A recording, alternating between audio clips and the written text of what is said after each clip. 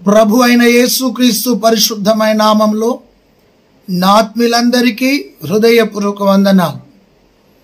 ఆత్మీయులారా, మేడగది YouTube channel మీకు దీవెనకరంగా ఉంటుందని నేను నమ్ముతున్నాను. నేటి మన దైవ సందేశం, పోగొట్టుకున్నవి తిరిగి పొందుకో.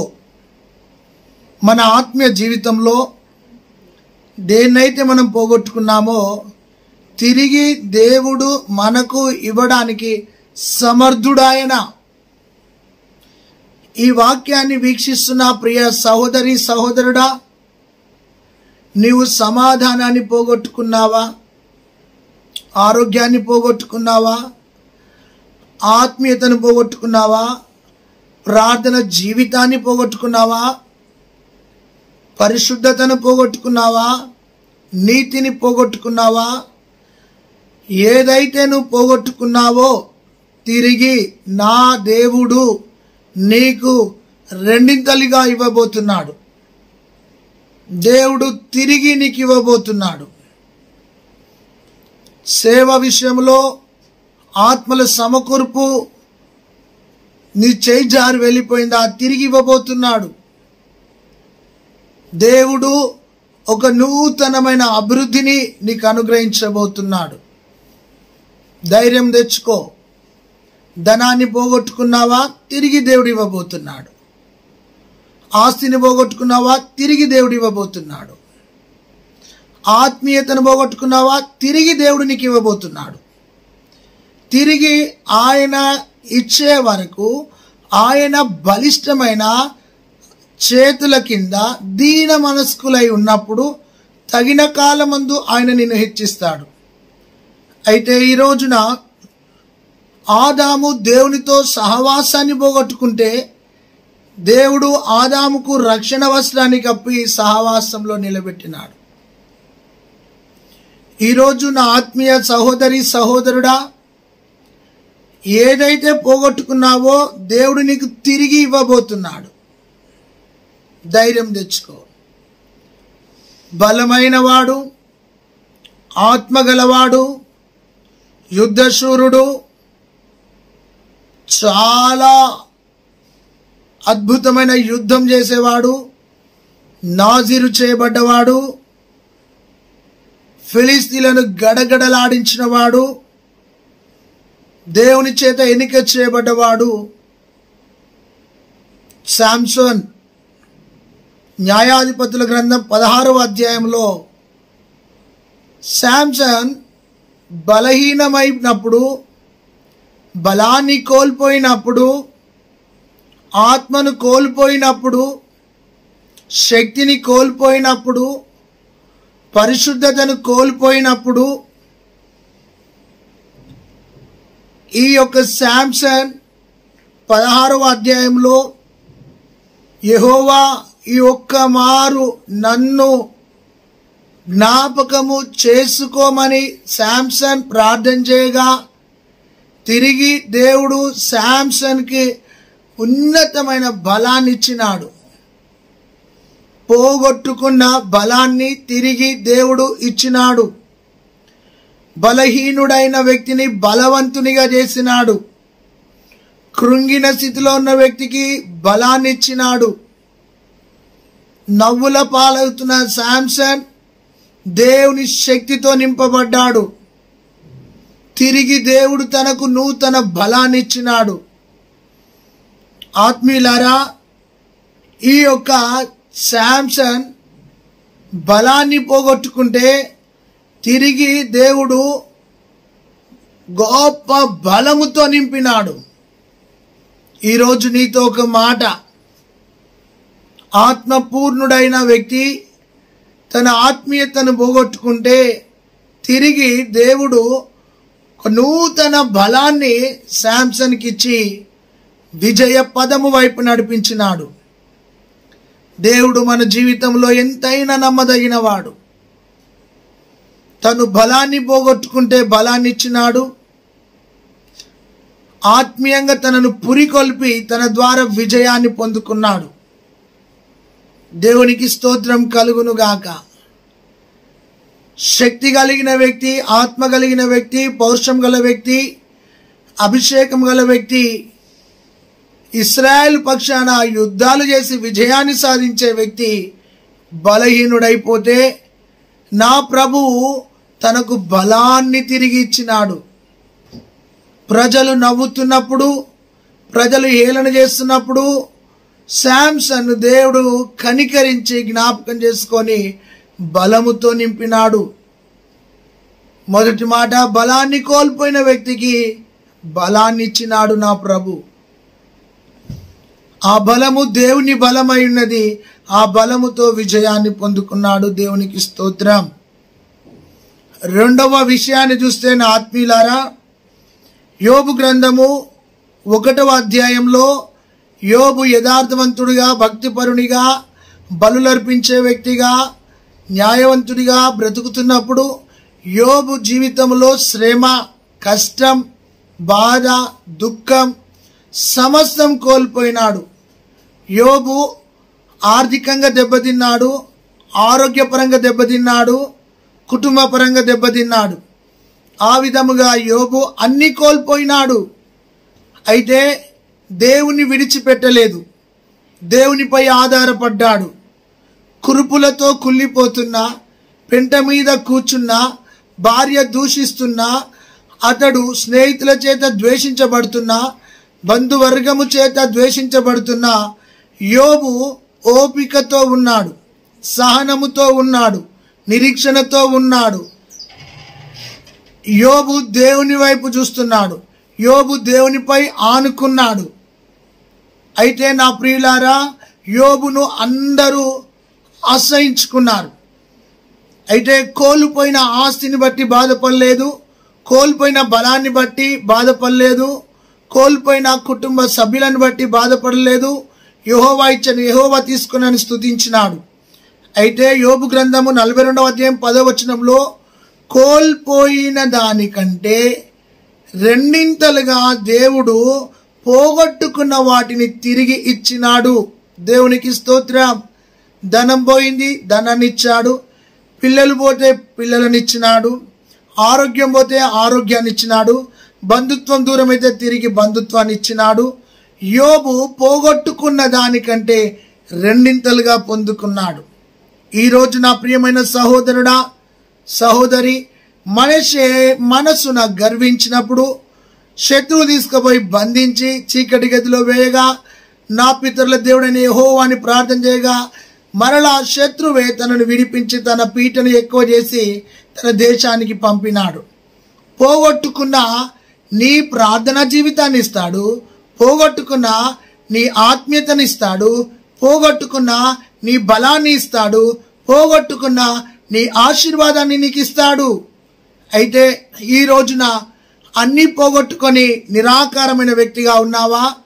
రూతు వలె కుటుంబాన్ని, బంధుత్వాన్ని అన్నీ కోల్పోయినావా? కృపతో దేవుడు నీకు ఇవ్వబోతున్నాడు. కృపలో దేవుడు నిన్ను దీవించబోతున్నాడు.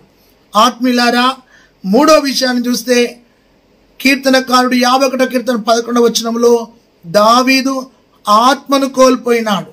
అంటాడు, నీ ఆత్మను నా యొద్ద నుండి తీసివేయకుము, సమ్మతి గల మనసు నాకు దయచేయము, విరిగి నలిగిన హృదయముతో ప్రార్థిస్తున్నాను అని. ఈ విరిగి నలిగిన హృదయముతో దావీదు పోగొట్టుకున్న పరిశుద్ధతను, పోగొట్టుకున్న ప్రార్థన, పోగొట్టుకున్న ఆత్మీయత, తన అభిషేకాన్ని పోగొట్టుకున్నాడు. అయితే దావీదు కన్నీళ్లతో ప్రార్థిస్తున్నప్పుడు దేవుడు మరలా అతన్ని కటాక్షించినాడు, పోగొట్టుకున్న ఆత్మీయ అభిషేకాన్ని ఇచ్చినాడు. దేవునికి స్తోత్రం కలుగును గాక. శాంసన్ బలాన్ని పోగొట్టుకుంటే బలాన్ని ఇచ్చాడు. యోబు ఆశీర్వాదాన్ని అన్ని పోగొట్టుకుంటే తిరిగి ఆశీర్వాదంతో పాటు అన్నిచ్చాడు. దావీదు అభిషేకాన్ని కోల్పోతే తిరిగి ఆత్మపూర్ణుడిగా నిలబెట్టి దావీదును బలపరిచినాడు. ఈరోజు ప్రియ సహోదరుడా, సహోదరి, నువ్వేం కోల్పోయావు? తిరిగి నీకు ఇవ్వబోతున్నాడు. నువ్వు సాక్ష్యాన్ని కోల్పోయావా? బలాన్ని కోల్పోయావా? దేవుడు తిరిగి నీకు ఇవ్వబోతున్నాడు. అది మూడవ విషయం. నాలుగో విషయాన్ని చూస్తే ఆత్మీయులారా, లూకాసు వార్త 10వ అధ్యాయము 30వ వచనం నుండి కిందికి మనము చూస్తే, ఒకడు యెరూషలేము నుండి యెరికోకు దిగి వెళుతుండగా ఆత్మీయతను పోగొట్టుకున్నాడు. యెరూషలేము ప్రార్థనా స్థలము, యెరూషలేము బలులర్పించే స్థలము, యెరూషలేము సమాధాన స్థలము, యెరూషలేములో దేవుని ఆరాధన ఉంటుంది. అతడు దేవునితో ఉన్న సహవాసాన్ని పోగొట్టుకున్నాడు, దేవునితో ఉన్న ఆత్మీయతను పోగొట్టుకున్నాడు. యెరూషలేము అంటే దేవుని సన్నిధి, దేవుని సంఘము, సంఘములో ఉన్న సహవాసాన్ని పోగొట్టుకున్నాడు. సంఘములో ఉన్న ఆత్మీయతను పోగొట్టుకొని యెరూషలేము నుండి యెరికోకు దిగి వెళుతుండగా దొంగల చేతిలో పడ్డారు. అతన్ని కొట్టినారు, అతడి కొర ప్రాణంతో విడిచిపెట్టినారు. అప్పుడు అతనికి యెరూషలేము గుర్తుకొచ్చింది. అయితే ఆ మార్గంలో యాజకుడు వెళ్ళాడు, దాటేశాడు. లేవీడు వెళ్ళాడు, దాటేశాడు. అయితే ఆ మార్గంలో సహోదరి సహోదరుడా, ఒక సమరేయుడు వెళుతూ ఆగి నిలిచి చూచి గాయాలను కట్టి గాడిద మీద ఎక్కించుకొని తనను పూటకుల వానింటికి తీసుకొని వెళ్ళినాడు. పోగొట్టుకున్న సహవాసాన్ని దేవుడు తిరిగి ఆ యొక్క దిగజారిపోయిన ఆ యెరూషలేము యొక్క విశ్వాసికి దేవుడు తిరిగి సహవాసాన్ని ఇచ్చినాడు. అయితే ఈరోజు యెరూషలేములో ఉండవలసిన నీవు యెరికోకు వెళుతున్నావేమో. దేవుడు నీకు పోగొట్టుకున్న ఆత్మీయతనివ్వబోతున్నాడు, సహవాసాన్ని ఇవ్వబోతున్నాడు. దేవునికి స్తోత్రం కలుగునుగాక. ఆత్మీయులారా, ఈ యొక్క దిగి వెళ్ళిపోతున్న వ్యక్తి సహవాసాన్ని కోల్పోతే తిరిగి మరలా సహవాసంలోనికి నడిపించినాడు. ఈ రోజున ఏం కోల్పోతున్నావు? ఏం కోల్పోయావు? వ్యక్తిగత పరిశుద్ధతను కోల్పోయావా? మానసిక పరిశుద్ధతను కోల్పోయావా? లేదా భౌతికమైన పరిశుద్ధతను కోల్పోయావా? కోల్పోయినది దేవుడు తిరిగి నీకు ఇవ్వబోతున్నాడు. పశ్చాత్తాపముతో ప్రభు సన్నిధిలో ప్రార్థిస్తే దేవుడు నిన్ను బలపరచబోతున్నాడు. అది 4వ విషయం. 5వ విషయాన్ని చూస్తే ఆత్మీయులారా, లూకాసు వార్త 15వ అధ్యాయము 20-21 వచనాల్లో చిన్నవాడు దూరదేశం వెళ్ళిపోయాడు. తండ్రి ప్రేమను కోల్పోయాడు, తండ్రితో ఉన్న బంధాన్ని కోల్పోయాడు, వారసత్వాన్ని కోల్పోయాడు, సమృద్ధిని కోల్పోయాడు, సహవాసాన్ని కోల్పోయాడు, ఆత్మీయతను కోల్పోయాడు. అయితే తనకున్న అర్హతను కూడా కోల్పోయి అతడు దూరదేశం వెళ్ళి పందులతో కూర్చున్నాడు, వేశ్యలతో కూర్చున్నాడు. అతడు మలినమైపోయాడు, మురికైపోయాడు. కానీ తన పాపాన్ని తెలుసుకున్న తరువాత, తన స్థితి గుర్తుకొచ్చిన తరువాత సమస్తాన్ని విడిచి తిరిగి తండ్రి ఇంటికి వచ్చినప్పుడు తండ్రి కోల్పోయిన ఉంగరాన్ని ఇచ్చినాడు, కోల్పోయిన వస్త్రాన్ని ఇచ్చినాడు, కోల్పోయిన పాద రక్షలను ఇచ్చినాడు, అతడు కోల్పోయిన స్థితిని ఇచ్చినాడు, అన్నిటిని తిరిగి ఇచ్చినాడు. అయితే ఈ రోజున ఆత్మీయులారా, చిన్నవాని వలె ఏదైతే కోల్పోయావో తండ్రి మరలానికి ఇవ్వబోతున్నాడు. దేవునికి స్తోత్రం కలుగునుగాక. ఆ చిన్నవాడు వచ్చేటప్పుడు నేను నీ కుమారుని కాదయ్యా, నేను కూలివానులలో ఒక్కని అన్నాడు. వారసుడు ఎప్పుడైనా వారసుడే. తిరిగి వచ్చినప్పుడు ఆ వారసుడు పోగొట్టుకున్న వాటిని దేవుడిచ్చినాడు. వారసత్వాన్ని పోగొట్టుకున్నాడు, తిరిగి వారసత్వాన్ని ఇచ్చినాడు. ఈ యొక్క బాటసారి దిగి వెళుతున్న వ్యక్తి ఆత్మీయులారా సహవాసాన్ని పోగొట్టుకున్నాడు, దేవుడు సహవాసాన్ని ఇచ్చినాడు. దావీదు ఆత్మను అభిషేకాన్ని పోగొట్టుకున్నాడు, తిరిగి దావీదుకు ఆత్మ అభిషేకం ఇచ్చినాడు. యోబు ఆస్తిని ఐశ్వర్యాన్ని పోగొట్టుకున్నాడు, తిరిగి యోబుకు ఇచ్చినాడు. శాంసన్ బలాన్ని పోగొట్టుకున్నాడు, దేవుడు బలాన్ని ఇచ్చినాడు. ఆదాము సహవాసాన్ని, దేవునితో ఉన్న బంధాన్ని పోగొట్టుకుంటే దేవుడు తిరిగి బంధాన్ని ఇచ్చినాడు. ఈ రోజున ఏది పోగొట్టుకొని ఏడుస్తున్నావు? ధైర్యం తెచ్చుకో, దేవుడు నీకు తిరిగి ఇవ్వబోతున్నాడు. ఒక స్త్రీ లూకాసు 15వ అధ్యాయం 9వ వచనంలో ఆమె నాణ్యాన్ని పోగొట్టుకుంది. ఇల్లు ఊడ్చి దీపం వెలిగించుకొని ఇల్లు ఊడ్చినప్పుడు పోగొట్టుకున్నది ఆమె పొందుకుంది, పోగొట్టుకున్నది తిరిగి పొందుకున్నది. దేవునికి స్తోత్రం కలుగునుగాక. ఆ నాణ్యము దేనికి సాదృశ్యం అయ్యా అంటే ఆమె గుణశీలత, ఆమె వ్యక్తిగత పరిశుద్ధతకు గుర్తు, ఆమె ఆత్మీయ పరిశుద్ధతకు గుర్తు. ఆ నాణ్యము ఊడిపోయిందంటే ఆమె మలినమైపోయిందని మోషే ధర్మశాస్త్రం ప్రకారం రాళ్లతో కొట్టి చంపాలి. తిరిగి ఆమె పొందుకుంది. సహోదరుడా, సహోదరి, ఈ రోజున ఏదైతే నువ్వు పోగొట్టుకున్నావో ప్రభు నీకు ఇవ్వబోతున్నాడు. ప్రభును అడుగు. మొదటి ప్రారంభంలో ఉన్న ఆత్మీయతను పోగొట్టుకున్నానయ్యా, మొదట నాకు నా వైరాగ్యాన్ని పోగొట్టుకున్నా, ఆత్మీయ అభిషేకాన్ని పోగొట్టుకున్నా, తిరిగి నాకు ఇవ్వు ప్రభు అని నువ్వు అడిగితే ప్రభు నీకు ఇవ్వబోతున్నాడు. ప్రియమైన సహోదరి, సహోదరుడా, చివరిగా హోషేయ గ్రంథం 14వ అధ్యాయము 5 నుండి 10 వరకు చూస్తే ఎఫ్రాయిము అన్నీ పోగొట్టుకున్నాడు. పిరికి గువ్వ వంటి వాడైపోయాడు.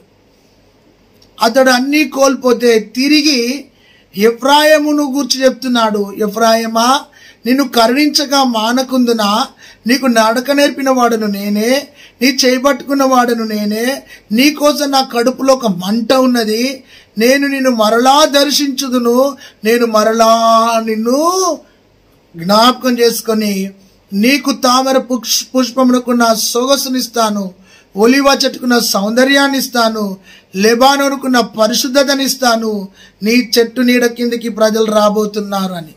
అంటే కోల్పోయిన ఆత్మీయ సొగసును దేవుడు ఎఫ్రాయిముకి ఇచ్చినాడు.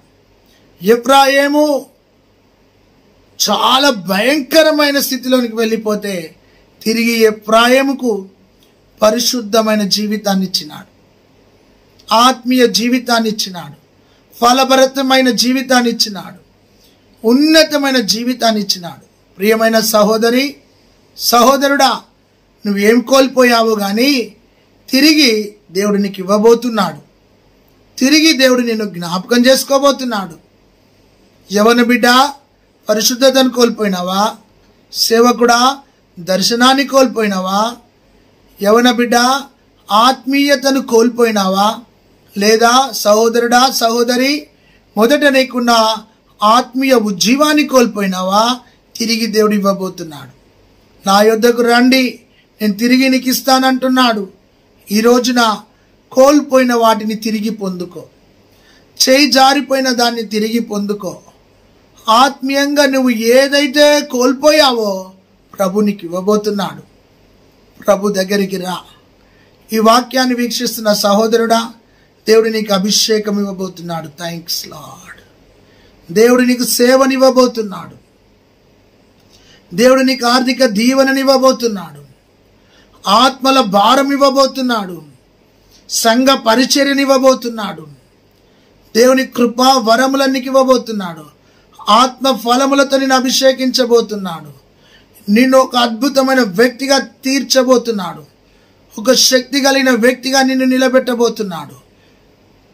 రాబోయే దినాలలో అనేకులకు ఒక దీవెనకరమైన పాత్రగా దేవుడు నిన్ను ఆశీర్వదించబోతున్నాడు.